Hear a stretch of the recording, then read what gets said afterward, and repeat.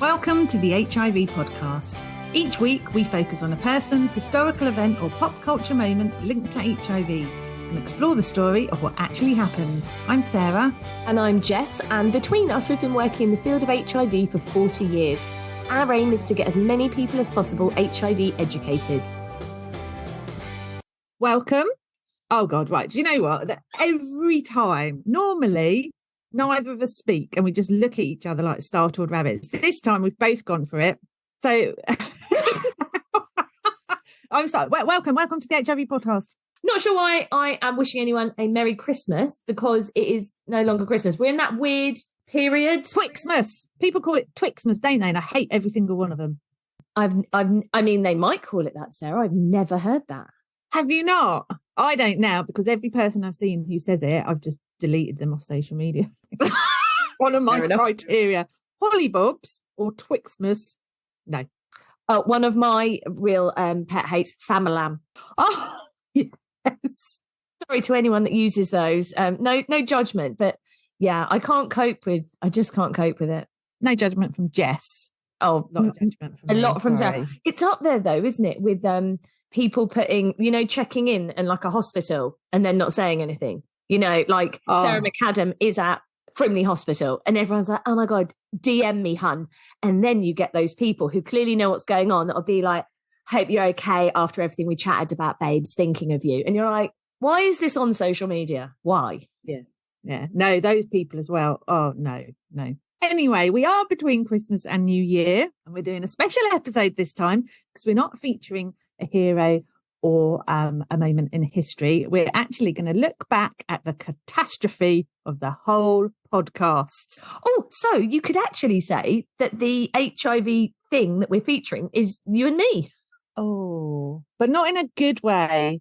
In an amusing way. I look back at how things have evolved. Yes, that's very true, how they've evolved. So let's paint the scene, shall we? Because it's very Christmassy. All our lovely listeners, they need to imagine that me and you are sat in front of a roaring fire. We've temporarily got rid of the restraining order against you. Maybe we're in a pub. We're nursing a drink. Maybe it's a brandy. I don't know. Definitely not for me. Just hot Ribena. Because after a few drinks, I've got Sean's phone number. Sean's our boss. Don't want to be ringing him, trying to persuade him I don't have a cavernous vagina. So we're sat opposite each other in our lovely wing-back chairs, nursing our drinks. You're smoking your pipe. Of course, with my beard, stroking my beard. And those lovely bushy sideburns that you've grown because you're going through your Sherlock Holmes phase. And we're looking back and reminiscing about the year. It's a nice picture, isn't it? I wish we were doing that right now. Oh, so do I. Oh, God, yeah, I'll sack this off. Let's get drunk. Yeah, let's go. I'll see you in the pub in a minute. Excellent. So that's where we're at. That's what we're imagining, because that's what always happens on TV shows, isn't it? When they look back over the years, all cozy jumpers and all that kind of jazz. Oh, can we actually do that next year? Wouldn't that be lovely? It would. Yes, no, it would be. Yeah. Now, I have to be honest. I couldn't be bothered to check which episodes we recorded in 2022 and which were the year before. So my reminiscing is all about the whole podcast. I think you're a bit more organised. I have like a mini roundup of the year. This is going to be good. Okay, and I know you monitor our stats. You know which are the most popular ones. You know which ones everybody loved and which ones everyone didn't. So do you know, putting you right on the spot now, top 3 episodes, do you know what they are? I do have our top 3 episodes. I don't look at the least popular ones because that makes me sad for those episodes, because I'm like, I want more people to love them. Right, top 3 episodes. Number 1 was Gia. Oh, of course. She's got a very, very loyal fan base, isn't she? And that was such a good episode as well. Yeah, so Gia was number 1. Number 2 is HIV Explained. With the police. Yeah, people loved your description, Sarah. Absolutely loved it. And this is kind of it's not a cheat because we've got a joint third. Okay. So with the exact same download stats, we have the protection episode that was about condoms and you equals you. Oh, with the massive blue penis. Yes, with the massive blue penis. That is the one. And that is jointly third with Jonathan Blake. Well, Jonathan Blake had to be in there because he's just so lovely. But I think in terms of popularity, I would put him ahead of fake blue erect penis. But That's just me. No, the people have spoken, Sarah, and they say level pegging. Oh, interesting. Oh, they're all recent episodes as well, aren't they? Yeah, they are. That would make sense because as the year has gone on, we have somehow managed to attract new listeners and subscribers. So that does make sense. I'm amazed. I'm amazed that people are listening. Well, I'm not, because obviously we create it for a reason. Why am I talking us out of doing this? Do you know how many, if you had to guess how many countries around the world our podcast has been downloaded in, how many would you say? What's the number that you would give? I feel that you put this out on social media the other day and I just scrolled past it. I actually haven't put this figure out. Oh, well, edit that out then because you look at everything I do, right? Really support every post you put out. Oh, how many countries? How many countries are there? There are hundreds, aren't there? I would say 40. Prepare to have your socks blown off. Oh, 162. Oh my God, seriously? Honestly, and I can see that's actual genuine surprise on your face. You're not even just humouring me. So people from 162 countries are now listening to our podcast. Yep. We've got to get an invite to somewhere out of that. We're available for personal appearances if you pay our expenses. I mean, we're terrible at I'd like quite a nice hotel to stay in. Jess, she's not so fussed. I'll just have a tent in the back garden. Yes. And we'd also not like to sit near each other on the plane. I'm such a treat. But you're not, though, are you? We flew to Amsterdam, didn't we, to go to the International AIDS Conference, had an amazing time. You were amazing. You organised the whole thing. Well, I just bumbled around going, what are we doing next? Guess what? But on the plane, you're like a little quivering wreck. Yeah, yeah. Well, not anymore, though, because I know sounds like I'm making it up, but I'm going to share this with you, Sarah. I have always had a really, quite a bad fear of flying. And I was chasing my dog around the garden. I fell over, hit my head. And my fear of flying went away, and of bees. Wow. Of bees. Yeah. Now, I would never mock anyone's fear of flying because it is a genuine fear. I just wish you'd kind of emphasised it more before we sat next to each other on a flight, but that's fine. But your fear of bees, and I will never forget this image, and it's your own fault because you wore flowers in your hair, running around, garden at our centre. I couldn't control myself, could I? It's like a real, and I'm sure, I mean, I know other people have this fear too. But yeah, I don't even care about the embarrassment. What I used to do is run around and tell people that when I was running away from a bee, I would say that I was allergic to them. I'm not at all. But I was trying to sort of quash my own embarrassment of acting so erratically about a bee or a wasp. I'll never forget the day we were sat in the office together. We heard a buzzing and you screamed. I absolutely wet myself. I was like, what the hell's going on? And it was a wasp, fair enough. And, you know, no one loves wasps. But even so, we just modify the noise level a little bit. I actually think, weren't we speaking with the client? And I just couldn't contain it. I think we were. You and I were chatting with the client. And then I almost fell over trying to run out of the door. It was just... And that had to come back against the wall. Get out of my way. How we'd react if there was a fire alarm. Each for their own. But yes, 162 countries. How unbelievable is that? Because that blew my mind when I saw that. It's unbelievable. So I'm normally putting up, the bits I put up on Instagram are normally the charts that we've entered around different parts of the world, which, again, I can't believe it happens to us so frequently. And I'm not like, I was going to say I'm not blowing our trumpet. I am blowing our trumpet because that's amazing that we to the charts in New Zealand or Mexico or Iceland or the US. That's amazing that this podcast is reaching that far. But I have to say, I just did not realise 162 countries we had reached. In saying that, so, you know, Spotify do that Wrapped thing where they tell you bits about, and obviously we're on many, many, many more platforms than just Spotify. But in our podcast Wrapped, it said that our podcast was in the top 25% most shared globally. Oh, this is amazing. Do you know this? Well, definitely. Our Holly Bobs. You like that? With the family lamb. Yes. Oh, sorted. Oh, my goodness. That's amazing. Isn't it? Well done, us and all our lovely, loyal listeners. Thank you. I know you're probably about to say something because you opened your mouth and I butted in, as always. Nothing will change that. I was having a little listen through to an older episode. Do you remember when we decided to start calling you Saucy McAdam? Was it to do with Magic Johnson? Yes, it was to do with Magic Johnson. Why though? Just never caught on, did it? No. But we said that's going to be my porn name and I will have to venture into porn because, cost of living crisis. So I'm sorted. Saucy McAdam's OnlyFans page opens in the new year. It's the same one, isn't it, where you screamed Scottie Pippen in my face? Do you want to hear that? Oh yeah, let's relive that moment of joy. I actually do have it right. Here we go. I'm going to pretend that I do because I watched that documentary that was on Michael Jordan, that was on Netflix, and that was amazing. So I don't actually know what a point guard is, but I do feel that watching about Dennis Rodman and things brings me some Scottie Pippen. Look at me throwing out basketball references. Just name Chicago Bulls. Any names I can think of. Now, you see, that doesn't sound as scary as it was, but because we normally record our podcasts virtually, don't we? Yeah. That episode we recorded in the office. We were sat right next to each other. And the force of your enthusiasm that you'd remembered Scottie Pippen nearly knocked me off my chair.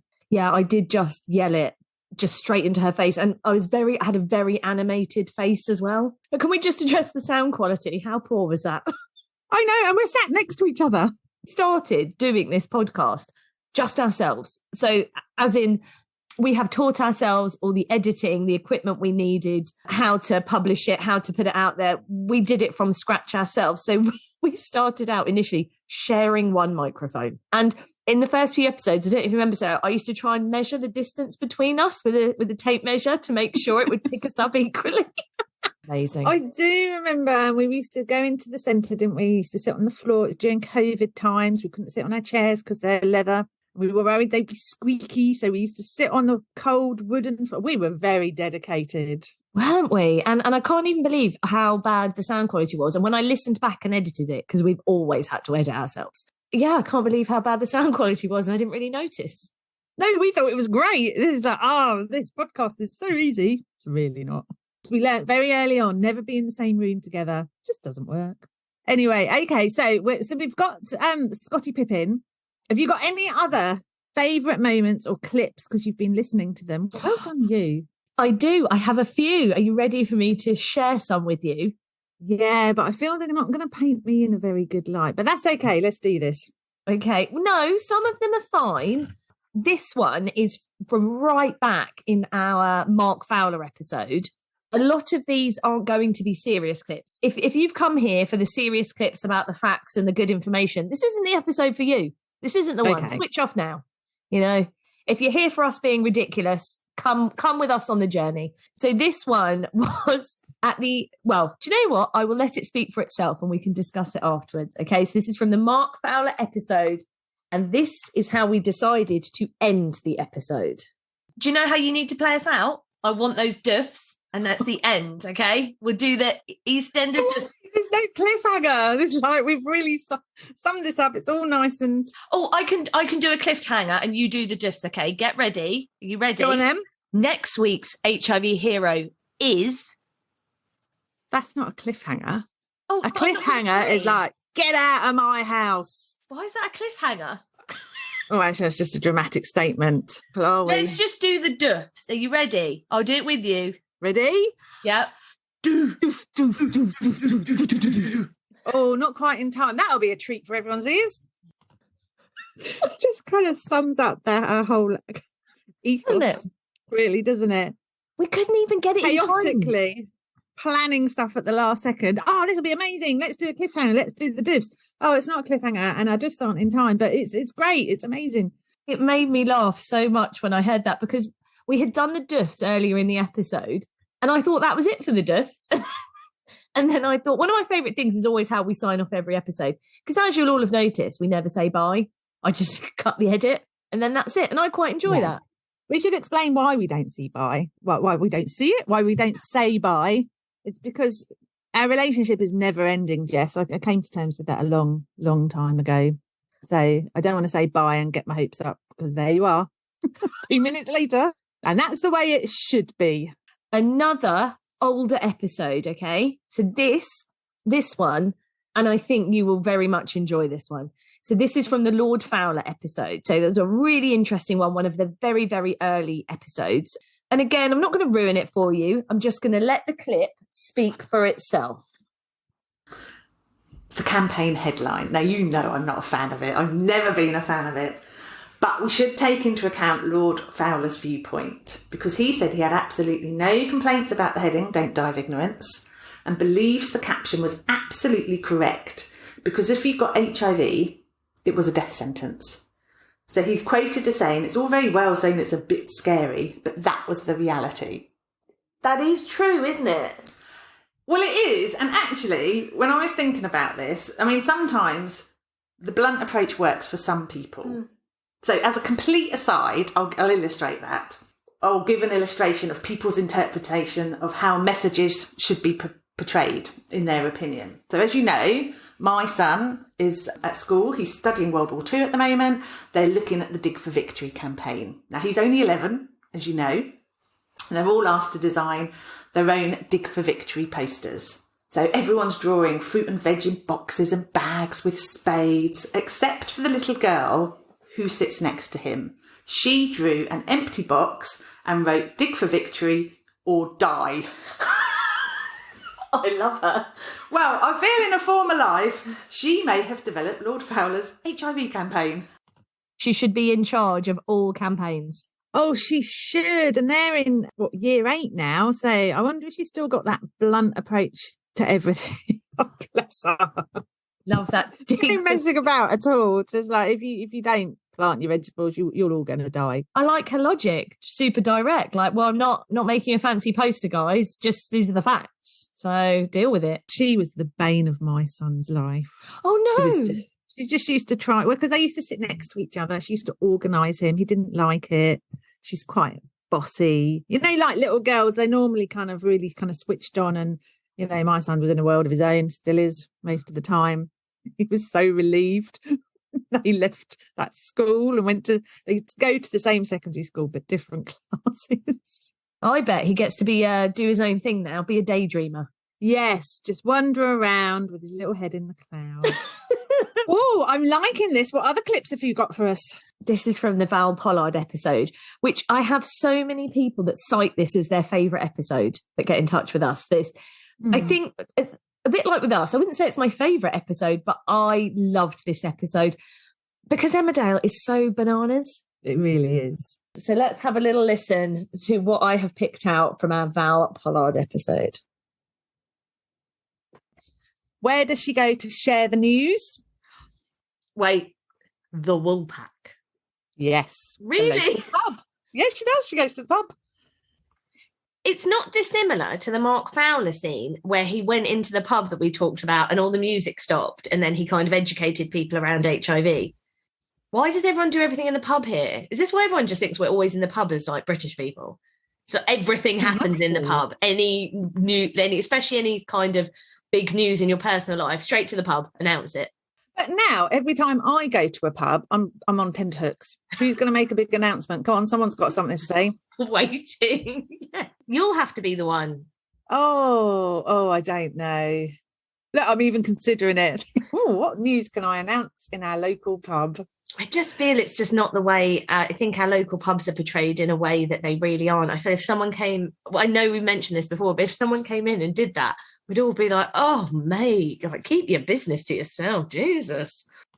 So, have you announced any big news in the pub, Sarah? No, I haven't. But I think there's 2 things that we can take away from this year's podcast. Number 1, if we have big news, straight to the pub for both of us.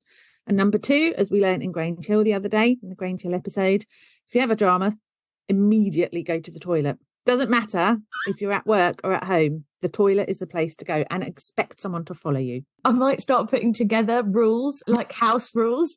Like rule number 1, news, get to the pub. Rule number 2, upset in the toilet. We can just keep adding to it. I love it. I also have, and this one, I don't know how this wouldn't be anyone's favourite, if I'm honest, because it's from the episode isn't that long ago. So it's definitely going to be fresh in everyone's minds, or it should be. And if you haven't heard this episode, please go and listen to it. So it's from the protection episode. Oh, that's my favourite episode. We did have a lot of fun making that, didn't we? Because we're very immature. And a lot had to be edited out. So much. If only we could do like a behind the scenes edit. But I don't think it would ever be allowed to be broadcast, to be honest. Right, so let's have a listen to this one. Amy, there's your condom. So the first thing you're going to do is open the packet and pinch the top of the... I was going to say pinch the top of the penis. No, no, they would never do that. Sarah, what kind of sex are you having? That's your moment ruined, isn't it? Pinch the top of the condom between your thumb and forefinger. Well, I've heard it's safe sex, you know. I'm just going to pinch it. And I'm like, please don't. Oh, God, that's all the sex gone then, isn't it? Erection disappeared. You're welcome. Oh, no. I use that as my benchmark for life now. Pinching the top of the penis? I think, is my day going really badly?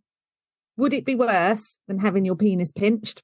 And that's how I measure whether it's good or bad. I wonder if there's people out there now that have just heard that clip that are going, oh, is that safe sex? Oh, okay, so we've been doing it wrong. We haven't been pinching the penis.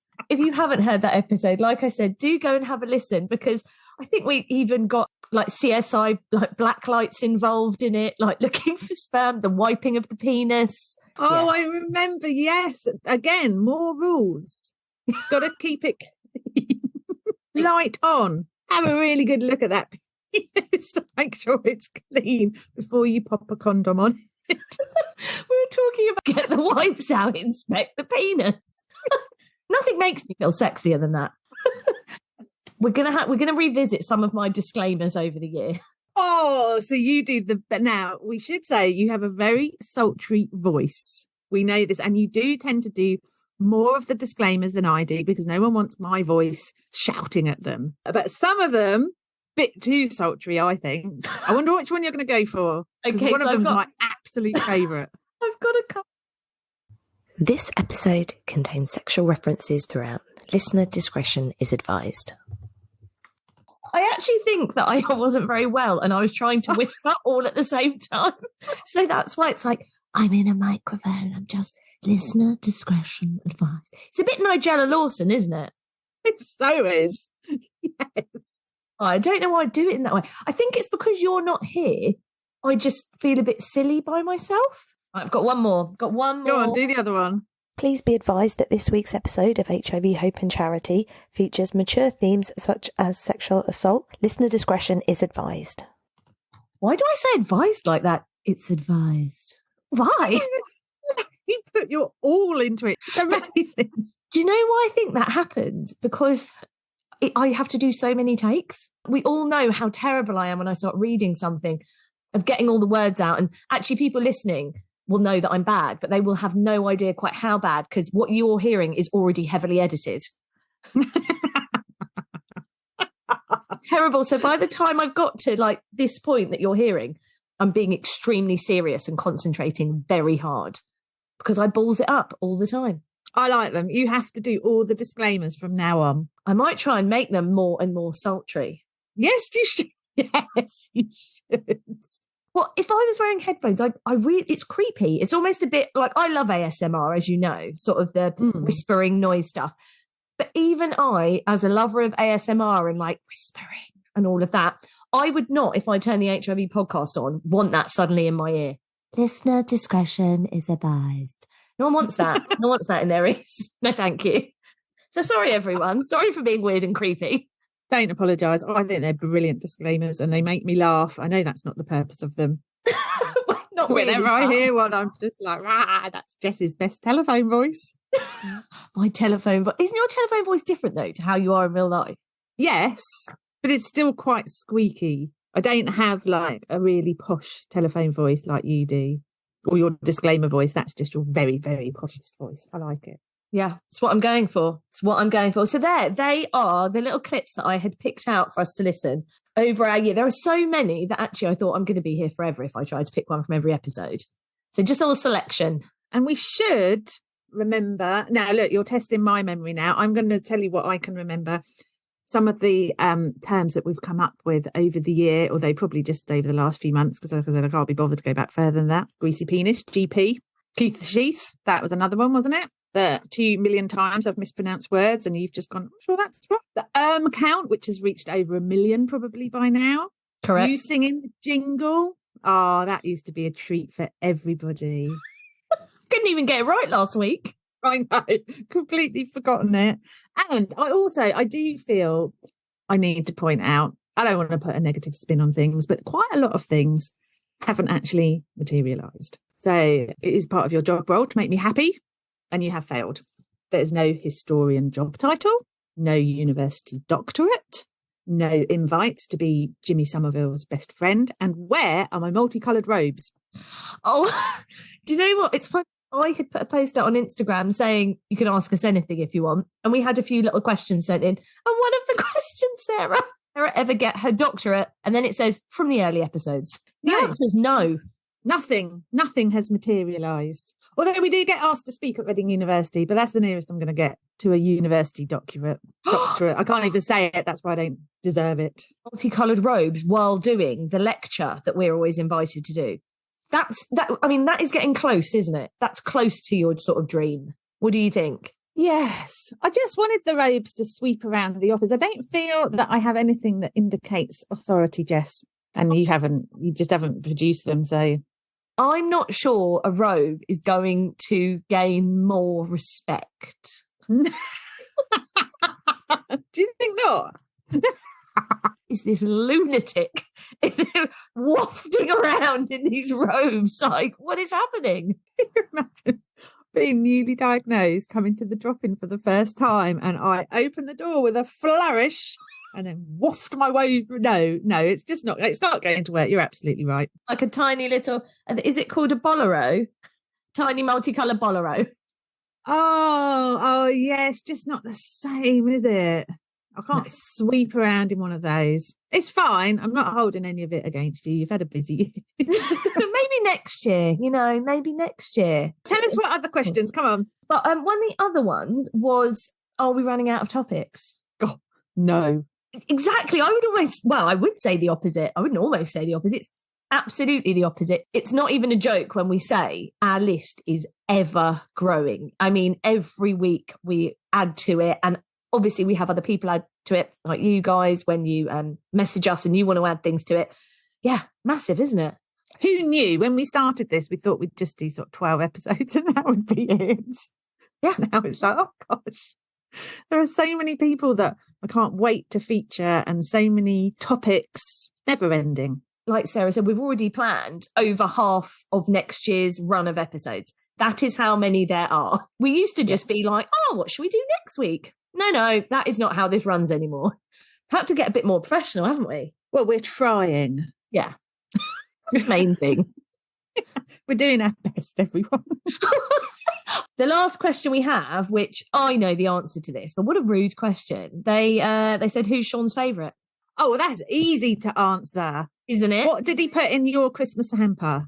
You're such a dick. He didn't send you a hamper. I would say the answer is Sarah, but because they've known each other for years, he didn't send you a hamper. You got one too, right? We'll see who got the biggest one. And you know what I thought was really lovely is the handmade card that he put in there. That must have taken quite a bit of time. So just grateful that, Have me for a minute. I was literally there going, did he really send her a hamper? You not get one? Ooh, edit all this out. I mean, you're very valued, Jess, by me. Do you know who does value me? Do you know whose favourite I am? Bernice. Yes. Oh, she's probably knocking up a hamper as we speak.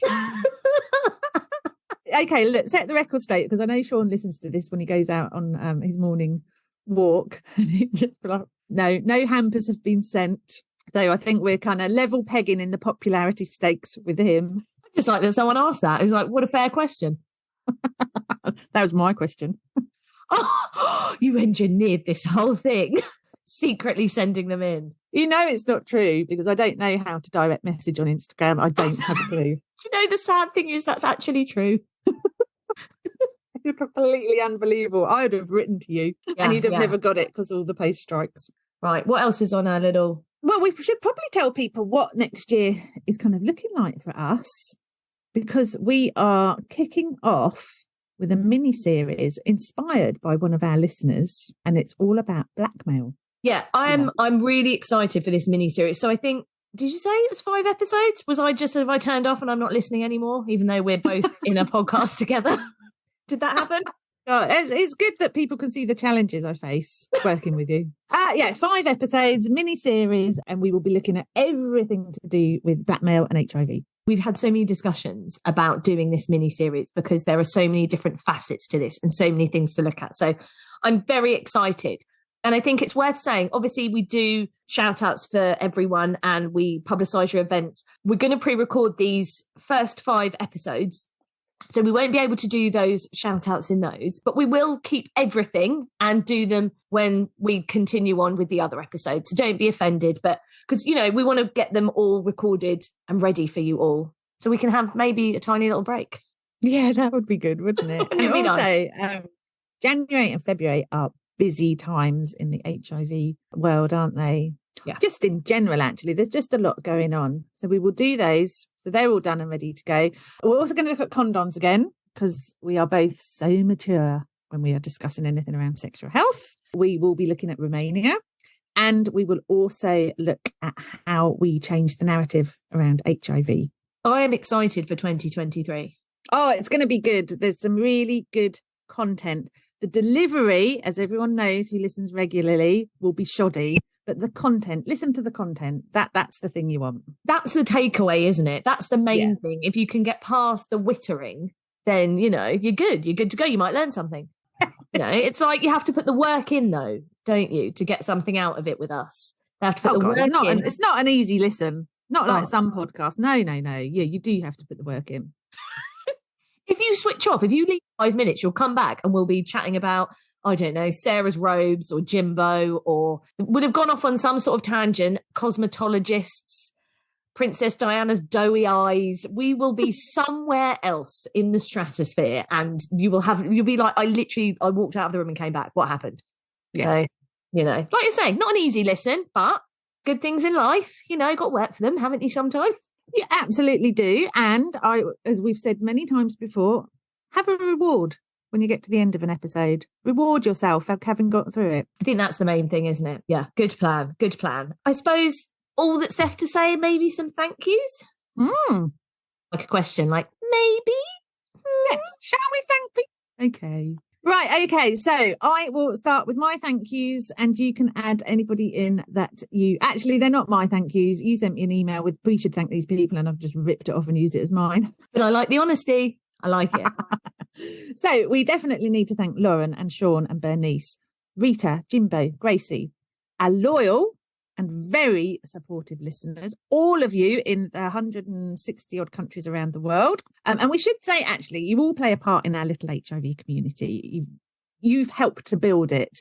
So by listening, by interacting, by liking our social media, it all helps. And I think I can safely say on behalf of me and Jess, we are very grateful, both of us, that we get to spend time each week hanging out with all of you. I have nothing to add to that. That was beautiful, Sarah. That and as actually that's not true. Look at me. And as Sarah said, let me butt in. We're so grateful. We're so grateful people listen and have joined us in, you know, trying to get as many people as possible HIV educated. And we're so pleased that you guys understand what we're doing. You get where we're coming from, that our sense of humour and the way we are hoping to spread HIV education is being taken in the way that we want it to be. You know, you're all there right with us doing the work, and yeah, we so appreciate all of you. So thank you so much. Bit more of a serious end to this episode, but sometimes it needs to be, doesn't it? So Happy New Year, everyone. And we can't wait to spend more time with you. I was going to say in your ears in 2023. Great. That's the ending everybody wants. Thanks for listening to the HIV Podcast. If you enjoyed our podcast, please like, rate and subscribe wherever you listen to your podcasts. You can now also follow us on Instagram and TikTok at the HIV Podcast for behind the scenes insights and videos.